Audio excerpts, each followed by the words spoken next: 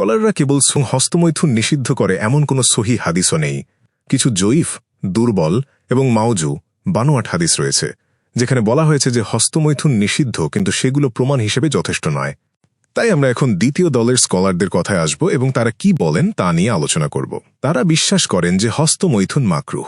তাদের মধ্যে রয়েছেন ইবনে আব্বাস রাদিয়াল্লাহু তাআলা আনহু, যিনি নবীজির একজন ঘনিষ্ঠ সাহাবী ছিলেন। একজন ব্যক্তি তার কাছে এসে বলল যে আমি হস্তমৈথুন করেছি। তিনি তাকে বললেন, জিনা বা ব্যভিচারের চেয়ে হস্তমৈথুন করা ভালো, আর হস্তমৈথুনের চেয়ে বিয়ে করা ভালো। এর মানে নবীজির ঘনিষ্ঠ সাহাবীর দেওয়া রায় অনুযায়ী হস্তমৈথুনের চেয়ে বিয়ে ভালো, আর ব্যভিচারের চেয়ে হস্তমৈথুন ভালো। পরোক্ষভাবে এর মানে হল হস্তমৈথুন অবশ্যই অনুমোদিত, তবে এটি মাকরুহ, অপছন্দনীয়। সবচেয়ে ভালো হল বিয়ে করা। যদি বিয়ে করতে না পারো তবে হস্তমৈথুন করো, কারণ এটি তোমাকে ব্যভিচার থেকে রক্ষা করবে।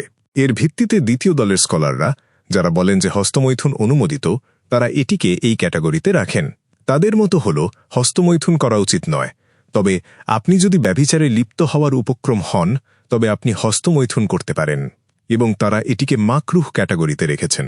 হাম্বলি মাযহাবের অধিকাংশ স্কলার বলেন যে হস্তমৈথুন মাকরুহ ক্যাটাগরির অন্তর্ভুক্ত, অর্থাৎ এটি অনুৎসাহিত করা হয়েছে। এটি মুজাহিদও বলেছেন। তিনি বলেন যে হস্তমৈথুন এড়িয়ে চলা উচিত, তবে ব্যভিচার বা জিনা থেকে বাঁচতে করা হলে এটি অনুমোদিত। এটি ইবনে হায়মেরও মতো। তিনি বলেন যে হস্তমৈথুন মাকরুহ বা অনুৎসাহিত, কিন্তু আপনি যদি ব্যভিচারে জড়িয়ে পড়ার ঝুঁকিতে থাকেন তবে হস্তমৈথুন করা ভালো, এমন ক্ষেত্রে এটি অনুমোদিত। তিনি আরও বলেন যে হস্তমৈথুন অনুমোদিত হলেও এটি কোনো মহৎ বা সম্মানিত ব্যক্তিদের কাজ নয়। এর অর্থ হল সম্মানিত মানুষেরা সাধারণত এই কাজ করেন না, তাই এটি অনুৎসাহিত। এ কারণেই স্কলারদের এই দলটি এটিকে মাকরুহ ক্যাটাগরিতে রেখেছেন। এই ক্যাটাগরিতে আরও অনেক স্কলার রয়েছেন, তবে তা নিয়ে আলোচনা করার মতো সময় এখন আমার হাতে নেই।